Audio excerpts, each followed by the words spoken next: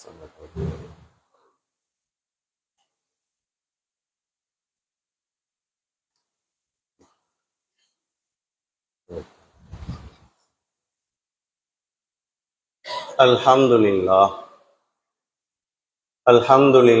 nahmaduhu wa nasta'inuhu wa nastaghfiruhu wa nu'minu bihi wa natawakkalu alayhi wa na'udhu billahi min shururi anfusina wa min sayyiati a'malina man yahdihillahu fala mudilla lahu wa man yudlil fala hadiya lahu ashhadu an la ilaha illallah wahdahu la sharika lahu wa ashhadu anna sayyidana ونبينا ومولانا محمدا عبده ورسوله أما بعد فقد قال الله تعالى في قرآنه الكريم أعوذ بالله من الشيطان الرجيم بسم الله الرحمن الرحيم إن الصلاة كانت على المؤمنين كتابا موقوتا صدق الله العظيم وقال النبي صلى الله عليه وسلم إن أمتي يأتون يوم القيامة غرا محجلين من أثر الوضوء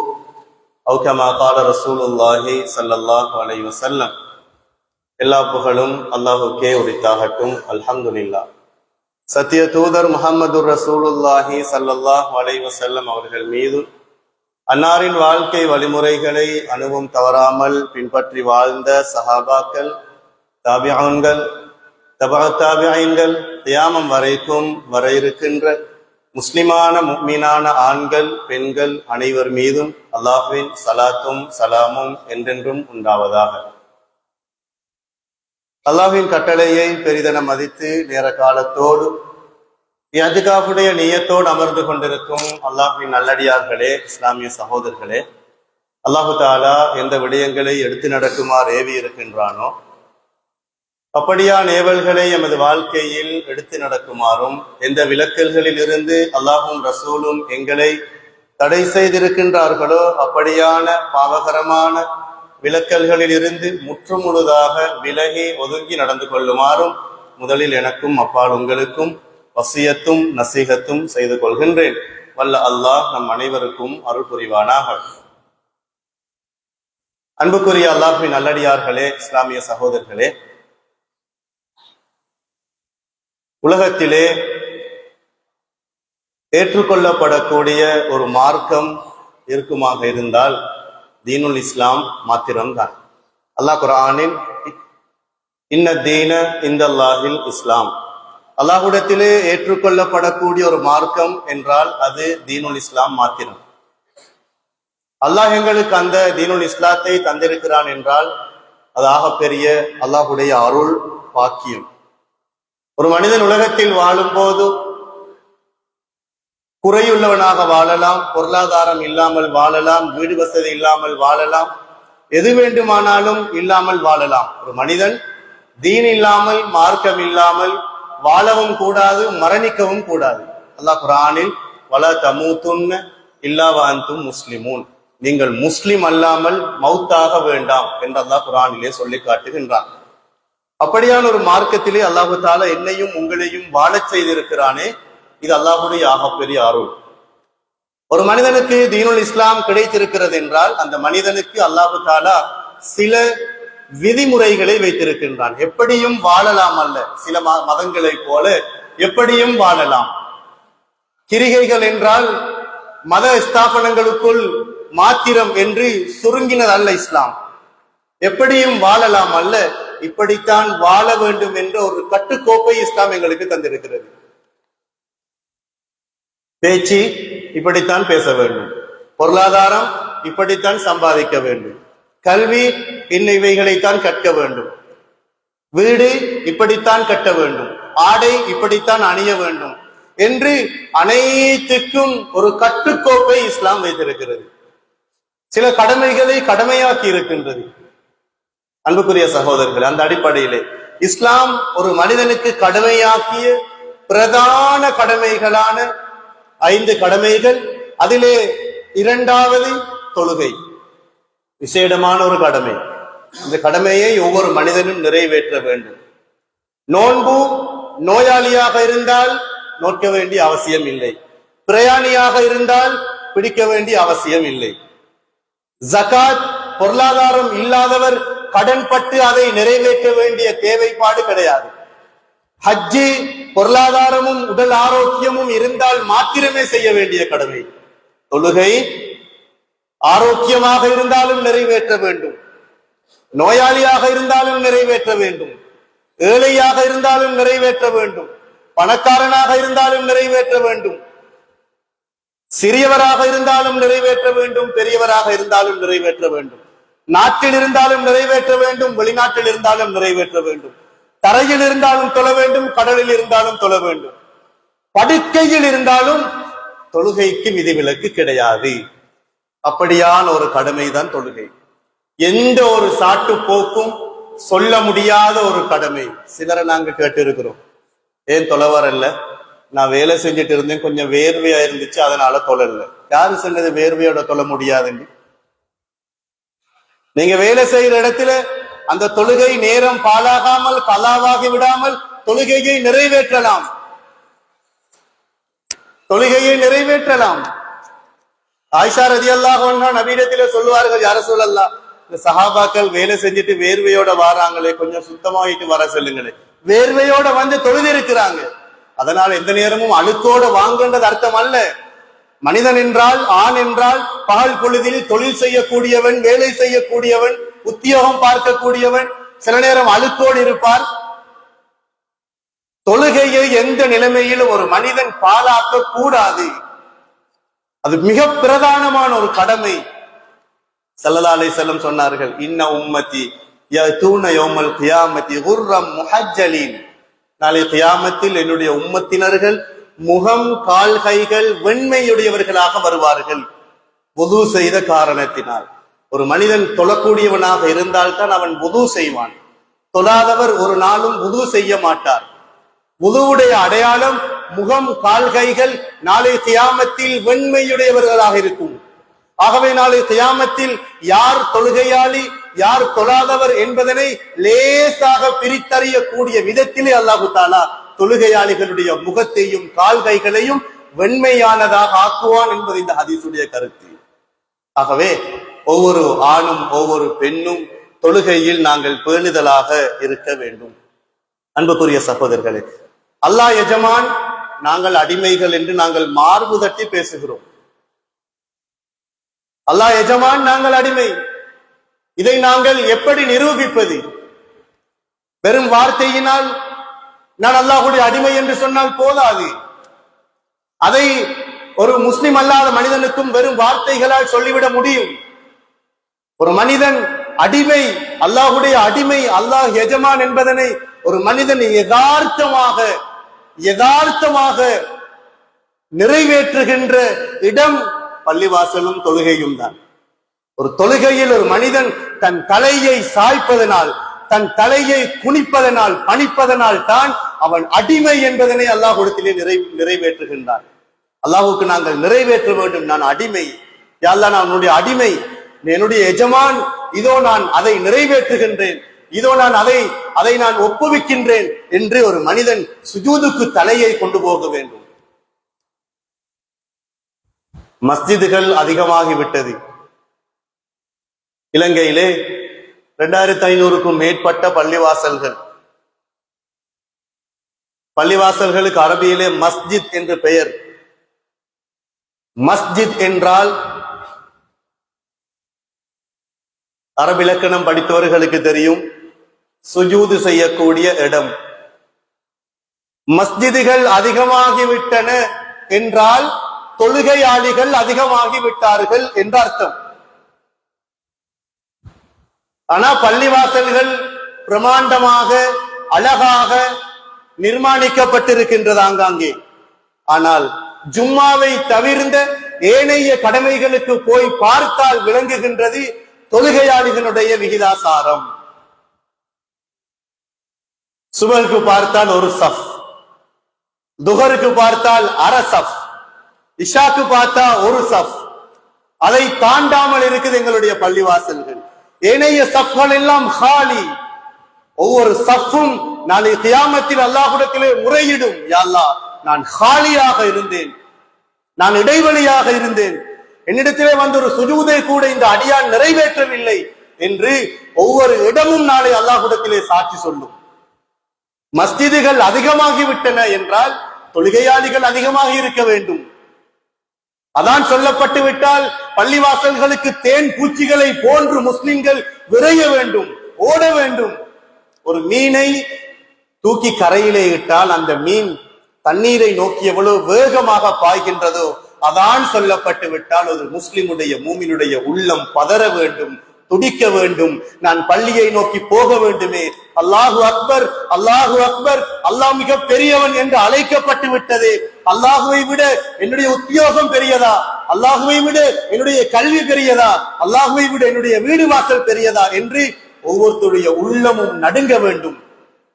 ஒரு மனிதன் அதான் சொல்லப்பட்ட பின்னால் தன் வேலையிலே தொடர்ந்து இருப்பானேயானால் அல்லாஹுவை விட அவருடைய வேலை அவருக்கு பெரிதாக இருக்கின்றது. அல்லாஹு அக்பர், அக்பர் என்றால் இஸ்மு தஃதீல் என்று அரபியிலே சொல்லப்படும். அதை விட பெரியவன் யாரும் உலகத்திலே கிடையாது. கபீர் என்றொன்று இருக்கிறது, அக்பர் என்றொன்று இருக்கிறது. கபீர் என்றாலும் பெரியதுதான், அக்பர் என்றால் மிக பெரியது. அதைவிட பெரியது கிடையாது, அதைவிட பெரியது கிடையாது. ஆகவே அதான் சொல்லப்பட்டு விட்டால் ஒரு மூமினுடைய ஒரு முஸ்லிமுடைய உள்ளம் பதற வேண்டும், துடிக்க வேண்டும், மீனை போன்று நான் பள்ளிக்கு விரைய வேண்டும் என்று. அன்புக்குரிய அல்லாஹ்வின் நல்லடியார்களே, சகோதரர்களே, அல்லாஹ் குர்ஆனில் வஸ்தாயினு பிஸ்ஸப்ரி வஸ்ஸலா, நீங்கள் தொழுகையை கொண்டும் பொறுமையை கொண்டும் உதவி தேடுங்கள். ஸல்லல்லாஹு அலைஹி வஸல்லம் சொன்னார்கள், அஸ்ஸலாத்து மிஃப்தாஹுல் ஜன்னah, தொழுகை சுவர்க்கத்தின் சாவி, கீ. ஒரு வீட்டை திறக்க சாவி தேவை, ஒரு வாகனத்தை ஸ்டார்ட் பண்ண சாவி தேவை, ஒரு பைக்கை ஸ்டார்ட் பண்ண சாவி தேவை, சுவர்க்கத்தை திறப்பதற்கு சாவி தேவை. சுவர்க்கத்தினுடைய சாவி தொழுகை என்றார்கள் ஸல்லல்லாஹு அலைஹி வஸல்லம் அவர்கள். ஆகவே அந்த சாவியான் அந்த தொழுகை விடயத்திலே நாங்கள் ஒவ்வொருத்தரும் பேணிதல் காட்ட வேண்டும்.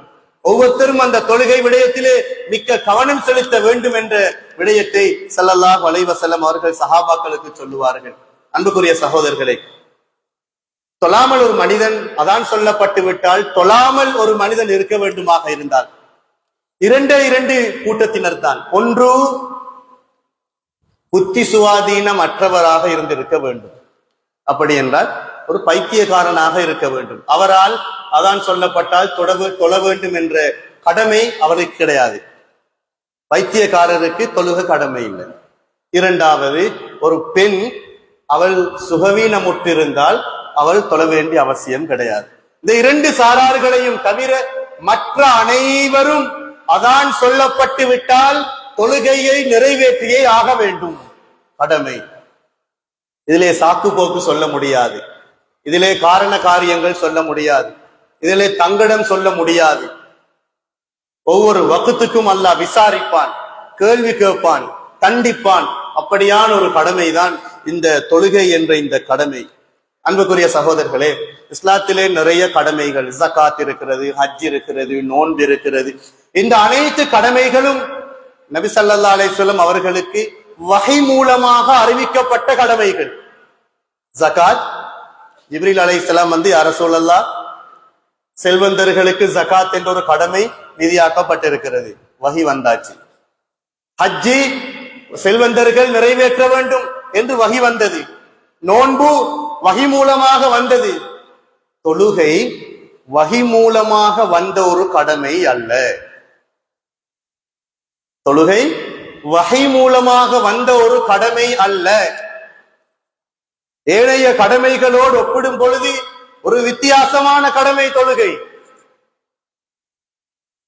அல்லாஹ் தஆலா நபி அவர்களை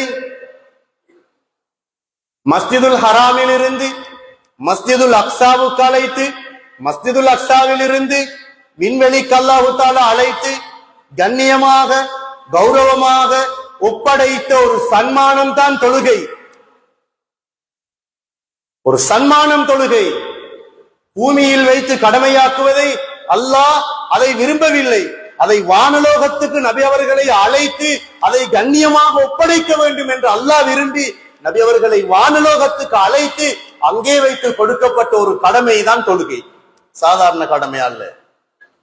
நோன்பு போல, ஹஜ்ஜ போல, ஜகாத்த போல ஏனைய கடமைகளை போன்ற ஒரு கடமை அல்ல தொழுகை. அல்லாஹ் கண்ணியமாக பரிசாக கொடுத்த கடமைதான் தொழுகை. ஆகவே அந்த தொழுகையிலே நாங்கள் ஒவ்வொருத்தரும் பேணுதலாக இருக்க வேண்டும். தொழாதவர்கள் என்ன நினைப்போடு தொழாமல் இருக்கின்றார்களோ தெரியாது. நாங்கள் ஒரு 1000 வருடம் இந்த உலகத்திலே வாழப் போகின்றோம் என்ற எண்ணத்தில் வாழுகின்றார்களோ தெரியாது. அல்லது குர்ஆனையும் ஹதீஸையும் அவர்கள் இன்னும் நம்பாமல் இருக்கின்றார்களோ தெரியாது. குர்ஆனில் ஹதீஸில் உண்மையான நம்பிக்கையுள்ளவர் நிச்சயமாக தொழாமல் இருக்க மாட்டார். குர்ஆனிலும் ஹதீஸிலும் உண்மையான நம்பிக்கையுள்ளவர் நிச்சயமாக தொழுவார். அவர் தொழாமல் இருக்க முடியாது. அதிலே நம்பிக்கையில் குறைபாடுள்ளவர் தான் அசானையும் கேட்டு தொழாமல் வீடுகளில் இருப்பார்கள். நம்பிக்கையுள்ளவர் அசானோடு பள்ளிவாசலுக்கு வருவார். அன்புக்குரிய சகோதரர்களே, அல்லது அல்லாஹுவை இன்னும் நம்பாமல் இருக்கின்றார்களா?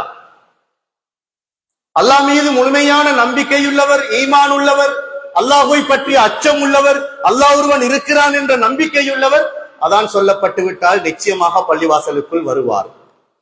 அல்லாஹுவை நம்பாதவர் பள்ளிக்கு வரமாட்டார் நிச்சயமா. ஆகவே பள்ளிக்கு வராத நாங்கள் அதான் சொல்லப்பட்ட பின்னால் நாம் எங்களுடைய உள்ளத்திலே தட்டி கேட்க வேண்டும். நான் அல்லாஹுவை நம்புகின்றவன், நான் குர்ஆனை ஏற்கக்கூடியவன், நான் ஹதீஸை நம்புகின்றவன், நான் ஏன் பள்ளிக்கு போகாமல் இருக்கிறேன்? என் நம்பிக்கையில் ஏதாவது குறைபாடுகள் இருக்கின்றனவா என்று அதான் சொல்லப்பட்ட பின்னால் பள்ளிக்கு வராதவர்கள் நாங்கள் இதை சிந்திக்க வேண்டும். அன்புக்குரிய சகோதரர்களே, அல்லது மௌத் இல்லையா? எனக்கு ஒரு மௌத் இருக்குது, நான் இன்று மரணித்தால் நான் இன்று சுபகு தொழுதிருக்க வேண்டுமே. சுபகுக்கும் துஹருக்கும் இடையில ஒருவர் மரணித்தால், அவர் அன்றைய சுபகு தொழுது இல்லாமல் மரணித்திருந்தால் அவருடைய நிலைமை என்ன? துஹருக்கு பின்னால் மரணித்த ஒருவர் துஹரை தொழாமல் அவர் மரணித்தால் அவருடைய நிலைமை என்ன? பிரயாணத்துக்கு தொழுகையில சில விதிமுறைகள் இருக்கிறது. ஜம்மு கசர், சேர்த்து சுருக்கி தொழலாம், முற்படுத்தி பிற்படுத்தி தொழலாம் என்ற ஒரு சட்டம் இஸ்லாத்திலே இருக்குது. நீண்ட பிரயாணம் போற நாங்க லொஹர அசரையும் தொஹரையும் சேர்த்து நாங்க முற்படுத்தி தொழுவோம், அல்லது அசரோடு தொஹரை பிற்படுத்தி நாங்க தொழுவோம். மகரிபோடு எஷாவை முற்படுத்துவோம், அல்லது எஷாவோடு மகரிபை பிற்படுத்தும். இப்படி சட்டம் கொண்டு இருக்குது. இஸ்லாம் இந்த ஃபிக்ஹுடைய சட்டத்தை பேசிட்டு என்ன கடைசிக்கு சொல்றாங்கண்டா, முற்படுத்தி தொழுகிறது சிறந்ததா பிற்படுத்தி தொழுகிறது சிறந்ததா என்ற ஒரு கேள்விக்கு பதில் சொல்றாங்க. எஷாவோட மகரிபை பிற்படுத்துவதை விட, அசரோடு லுஹரை பிற்படுத்துவதை விட, லுஹரோடு அசரை முற்படுத்துவது மேல், மகரிபோடு இஷாவை முற்படுத்துவது மேல். நாங்கள் எங்கேயாவது பிரயாணம் சென்றால் நாங்கள் முடியுமான அளவு தொழுகைகளை முற்படுத்தி தொழுவதற்குத்தான் நாங்கள் முயற்சி செய்ய வேண்டும். நாங்கள் பிற்படுத்தி தொழ நியத்து வைத்திருக்கிறோம், நியத்துக்கு கூலி அல்லாஹ் நிச்சயமா தருவான். பிற்படுத்தின நிலைமையில நாங்கள் மௌத்தானால், ஆகவே இஸ்லாமிய அறிஞர்கள் முற்படுத்துவதை சிறந்தது என்று சொல்லுவார்கள். அல்லாஹ் குர்ஆனிலும் நல்லமல்களை பற்றி சொல்லும் பொழுது ஃபஸ்தபிகுல் ஹைராத், நல்லவைகளுக்கு நீங்கள் போட்டி போடுங்கள், சாபிகு இலா மக்ஃபிரத்தின் மிர் ரப்பிக்கும், மக்ஃபிரத்துக்கு நீங்கள் முந்துங்கள், போட்டி போடுங்கள் என்றுதான் அல்லாஹு தஆலா சொல்லுகின்றான். ஆகவே நல்ல காரியங்களை, நல்ல கருமங்களை நாங்கள் எப்பொழுதும் முற்படுத்தியே செய்வதற்கு நாங்கள் பழக வேண்டும். அன்புக்குரிய சகோதரர்களே, அல்லாஹ்வின் நல்லடியார்களே, ஒன்று நாங்கள் தொழாமல் இருப்பதற்கு மௌத்தை நாங்கள் நம்பவில்லையா என்ற ஒரு கேள்வியை நாங்கள் கேட்க வேண்டும். ஒவ்வொருத்தரும் மௌத்தாக இருக்கிறோம். ஆகவே நாங்கள் மௌத்தாகுவதற்கு முன்னால் நான் ஒரு தொழுகையாளி என்ற ஒரு அந்தஸ்தை அடைந்து விட்டுத்தான் நாம் ஒவ்வொருத்தரும் மௌத்தாக வேண்டும். அன்புக்குரிய சகோதரர்களே, அல்லாஹ்வின் நல்லடியார்களே, அல்லது நாங்கள் சகர் என்ற ஒரு நரகம் இருக்கிறது, அது தொழுகையாளிகளுக்கு என்றே படைக்கப்பட்ட ஒரு நரகம். தொழுகையாளிகளுக்கென்றே படைக்கப்பட்ட ஒரு நரகம் அந்த சகர் என்ற நரகம். அதிலே நிறைய பேர் இருப்பார்கள். மக்கள் கேட்பார்கள், மா சலகக்கும் ஃபீ சகர், சகர் என்ற இந்த நரகத்துக்கு நீங்கள் வருவதற்கான காரணம் என்ன என்று கேட்கும் பொழுது அவர்கள் சொல்லுவார்கள், காலு லம் நகு மினல் முஸல்லீன், நாங்கள் தொழல்ல என்று அந்த சகர்ல உள்ள நரகவாதிகள் சொல்லுவார்கள். ஆகவே நாங்கள் ஒவ்வொருத்தரும் தொழுகையிலே பேணுதலாக இருக்க வேண்டும். தொழுகையிலே நாங்கள் பக்தியுள்ளவர்களாக இருக்க வேண்டும். அதான் சொல்லப்பட்டு விட்டால் அவ்வல் தக்பீரிலே தொழக்கூடியவர்களாக இருக்க வேண்டும். 2வது ரக்காத்தில் அல்ல, 4வது ரக்காத்தில் அல்ல, தனியாக தொழுவது அல்ல, வீட்டில் தொழுவது அல்ல. எப்பொழுதும் நாங்கள் தொழுகையை முதல் சஃபில் அவ்வல் தக்பீரில் நாங்கள் தொழுவதற்கு ஒவ்வொருத்தரும் எங்களை நாங்கள் பழக்கிக் கொள்ள வேண்டும். அன்புக்குரிய சகோதரர்களே, அல்லாஹ்வின் நல்லடியார்களே, அல்லாஹு தாலா எவ்வளவு பாக்கியங்கள் எங்களுக்கு தந்திருக்கிறார், எவ்வளவு நியமத்துக்கள் அல்லாஹ் எங்களுக்கு தந்திருக்கிறார். 2 கண்கள் எவ்வளவு பொக்கிஷம். அது அந்த கண்களுக்காகவாவது நாங்கள் அல்லாஹுக்கு நன்றி செலுத்த வேண்டும். கண்களுக்கான நன்றிக்காவது நாங்கள் தொழ வேண்டும். உடல் உறுப்புகளை தந்த நன்றிக்காகவாவது நாங்கள் தொழ வேண்டும். அல்லாஹ் எவ்வளவு பாக்கியங்களை தந்திருக்கிறான். 2 கண்களும் கெட்டு போனால், 2 கிட்னிகளும் கெட்டு போனால், கேன்சர் போன்ற பயங்கரமான நோய்களுக்கு நாங்கள் ஆளானால், இப்படியான கேள்விகளுக்கு நாங்கள் பதில் சொல்ல வேண்டும்.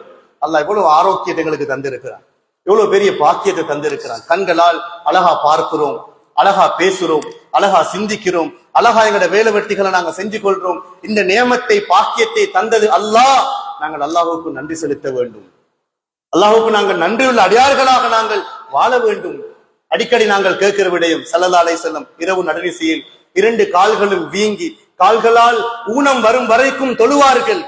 ஆயிஷா ரலியல்லாஹு அன்ஹா கேட்பார்கள், யா ரசூலல்லாஹ், உங்களோட முன்பின் பாவங்கள் எல்லாம் மன்னித்திருக்க நீங்கள் ஏன் இவ்வளவு சிரமப்படுகிறீர்கள் என்று கேட்கும் போது ஸல்லல்லாஹு அலைஹி வஸல்லம் சொல்லுவார்கள், அஃபலா அகுனு அப்தன் ஷகூரா, நான் ஒரு நன்றியுள்ள அடியானாக இருக்கக்கூடாதா என்று ஸல்லல்லாஹு அலைஹி வஸல்லம் கேட்பார்கள். நான் ஒரு நன்றியுள்ள அடியானாக இருக்கக்கூடாதா? நபி அவர்கள் இரவு முழுக்க தொழுகை, இரவு முழுக்க தொழுகை, பகல் முழுக்க தீனுக்கான முயற்சி, இரவு முழுக்க தொழுகை நின்று வணக்கம், பகல் முழுக்க தீனுக்கான முயற்சி. அந்த ஸல்லல்லாஹு அலைஹி வஸல்லம் சொல்லுகின்றார்கள், அஃபலா அகுனு அப்தன் ஷகூரா, நான் ஒரு நன்றியுள்ள அடியானாக மாறக்கூடாதா? அன்புக்குரிய சகோதரர்களே, அல்லாஹ்வின் நல்லடியார்களே, ஆகவே நாங்கள் இந்த தொழுகை விடயத்திலே நாங்கள் பேணுதலாக இருக்க வேண்டும். அல்லாஹ் எங்களிடத்தில் எதிர்பார்க்கிறான். இன்றைக்கு நாங்க எங்களோட ஒரு நண்பனுக்கு உதவி செய்து அந்த நண்பன் எங்களுக்கு நன்றி கட்டி நடந்தால் நாங்கள் எவ்வளவு பேசுறோம், நான் அவனுக்கு எவ்வளவு உதவி செஞ்சேன், நான் அவனை எவ்வளவு அழகா பார்த்தேன், எனக்கு நன்றி கட்டி நடந்துட்டானே என்று நாங்க வருத்தப்படுகிறோம். இன்றைக்கு ஒரு அரசியல்வாதிக்கு நாங்கள் ஓட் போட்ட பின்னால் அந்த அரசியல்வாதி வெற்றி பெற்ற பிறகு எங்களை கைவிட்டு விட்டால் நாங்கள் எவ்வளவு ஏசுகின்றோம், எவ்வளவு பேசுகின்றோம். நாங்கள் அவரை வெற்றி பெற வைத்து விட்டோம், எங்களை கைவிட்டு விட்டார், எங்களுக்கு உதவி செய்யவில்லை என்று நாங்கள் அவரை வசைபாடுகின்றோம். மனைவி கொஞ்சம் நன்றி கட்டங்களோடு நடந்தால் நாங்கள் எவ்வளவு பேசுகின்றோம், எவ்வளவு உதவி செஞ்சேன் நான் இவளுக்கு, எனக்கு இப்படி செஞ்சிட்டாளே என்று நாங்கள் பேசுகிறோம். குழந்தைகளுக்கு நாங்கள் செய்த உதவிக்கு பின்னால் குழந்தைகள் கொஞ்சம் பெற்றார்களோடு நன்றி கட்டி நடந்து விட்டால் குழந்தைகளுக்கு நாங்கள் எவ்வளவு ஏசுகின்றோம். அன்புக்குரிய சகோதரர்களை, அந்த சின்ன உதவிக்காக நாங்கள் எவ்வளவு ஏசுகின்றோம், பேசுகின்றோம். அல்லாஹ் எங்களுக்கு பிறந்தது முதல் இறக்கும் வரைக்குமான சகல ஏற்பாடுகளையும் செய்து தந்திருக்கின்றான். அந்த உதவிக்கு நாங்கள் அல்லாஹுக்கு நன்றி செய்ய செலுத்தாமல் இருந்தால், சொல்லாமல் இருந்தால் அல்லாஹ் எங்களோட எவ்வளவு கோவப்படுவான், அல்லாஹ் எங்களோட எவ்வளவு கோவப்படுவான். ஆகவே நாங்கள் அல்லாஹுக்கு நன்றியுள்ள அடியார்களாக ஒவ்வொருத்தரும் மாற வேண்டும். அன்புக்குரிய அல்லாஹ்வின் நல்லடியார்களே, சகோதரர்களே, ஸல்லல்லாஹு அலைஹி வஸல்லம் அவருடைய காலத்தில் நயவஞ்சகர்கள் கூட தொழுகையை மிஸ் பண்ண மாட்டாங்களாம். நயவஞ்சகர்கள் கூட முன் சஃப்ல நின்று தொழுகையை நிறைவேற்றி இருக்கின்றார்கள். அப்துல்லாஹ் இப்னு உபை போன்ற பெரும் முனாஃபிக்குகள் முன் சஃப்ல நின்று தொழுகையை நிறைவேற்றுவார்கள். அவர்கள் நயவஞ்சகத்தனமாக நடந்தாலும் தொழுகை விடயத்தில் பேணுதலாக இருந்திருக்கின்றார்கள். ஆகவே நயவஞ்சகர்களும் பயந்து பயந்து நிறைவேற்றிய ஒரு கடமைதான் ஸல்லல்லாஹு அலைஹி வஸல்லம் அவருடைய காலத்தில் இந்த தொழுகை. அந்த தொழுகையை நாங்கள் கவனம் செலுத்த வேண்டும். அன்புக்குரிய சகோதரர்களே, அல்லாஹ்வின் நல்லடியார்களே, ஸல்லல்லாஹு அலைஹி வஸல்லம் அவர்கள் சொன்னார்கள், ஒரு மனிதன் நோயுற்றால் அவரால் உட்கார்ந்து தொழலாம், உட்கார்ந்தும் தொழ முடியவில்லையா படுத்தும் தொழலாம், படுத்தும் தொழ முடியவில்லையா கண்களால் சைக்கினை செய்யலாம், கண்ணாலும் முடியாதா உள்ளத்தால் தொழுகையை நினைக்கலாம் என்று உள்ளம் வரைக்கும் இந்த தொழுகைக்கு சலுகை தரப்பட்டிருக்கிறது. ஆகவே எந்த ஒரு மனிதனுக்கும் தொழுகைக்கு காரண காரியங்கள் சொல்ல முடியாது. தொழாதவர் இஸ்லாம் பேச முடியாது. இஸ்லாமிய அறிஞர்கள் தொழாதவர்கள் விடயத்தில் மிக கடுமையான தீர்ப்புகளை சொல்லி இருக்கின்றார்கள். அவர் இஸ்லாத்தை பற்றி கவலைப்படக்கூடாது, சட்ட திட்டம் பேச முடியாது, இஸ்லாமியர்களை பற்றி கவலை கொள்ள முடியாது. தொழுகையில பேணுதல் இல்லை, காசாவை பத்தி பேசுறோம். தொழுகையில பயபக்தி இல்லை, பலஸ்தீனை பத்தி அக்ஸாவை பத்தி நாங்க கவலைப்படுறோம். எந்த ரைட்டும் அவர்களுக்கு இல்லை. தொழுகிறவர், தொழுகையில பேணுதல் உள்ளவர், இவர்தான் முஸ்லிம்களை பற்றி கவலைப்பட முடியும். ஏன் தொழாதவர் கவலைப்படுகின்றீர்கள்? தொழுதுவிட்டு கையேந்தி அவர்களுக்காக துவா செய்வதுதான் நாங்கள் செய்யக்கூடிய கடமை. வெறுமனே வார்த்தையினால் பாவம், ஐயோ பாவம், முஸ்லிம்கள் சிறார்கள் கொலை செய்யப்படுகின்றார்களே என்று கவலைப்படுவதில் எந்த பிரயோசனமும் இல்லை. தொழுதுவிட்டு நாங்கள் கையேந்த வேண்டும். அன்புக்குரிய அல்லாஹ்வின் நல்லடியார்களே, இஸ்லாமிய சகோதரர்களே, உமர் ரலியல்லாஹு அன்ஹு அவர்கள் அவருடைய ஆட்சியின் நேரம் ஒரு காஃபிருடைய தீண்டுதலால் ஷஹீதாக்கப்பட்ட ஒரு சஹாபி ஹசரத் உமர் ரலியல்லாஹு அன்ஹு அவர்கள் இரவு நேரம் குத்தப்படுகிறார். முதுகுல நினைவில்லாம மயங்கி விழுகிறார். திரும்ப எழும்புறார். திரும்ப நினைவில்லாம மயங்கி விழுகிறார். சுபகுடைய நேரமாகிவிட்டது. சுபகுடைய நேரம் கலாவாக போகிறது. மயங்கி விழுந்து எழும்புற நேரம் பக்கத்தில் இருந்த இப்னு அப்பாஸ் ரலியல்லாஹு அன்ஹு அவர்கள் சொல்லுகின்றார்கள், இன்னைக்கு நாங்க எங்கட யாராவது வீடுகள்ல மயங்கி கீழே விழுந்தா எழுமின உடனே நாங்க கேட்கிற கேள்வி என்ன? நாங்க என்ன கேட்போம்? ஹாஸ்பிட்டல் போமா, அந்த டாக்டர்கிட்ட சேனல் பண்ணுவோமா, இன்னொரு டாக்டரை புக் பண்ணுவோமா, பிளட் எல்லாம் செக் பண்ணுவோமா, ஃபுல் பாடி செக்அப் ஒன்று செய்வோமா? இதுதான் நாங்க கேட்கிற கேள்வி. இஸ்லாமிய ஹலீஃபா மயங்கி விழுந்து முழிக்கிறார்.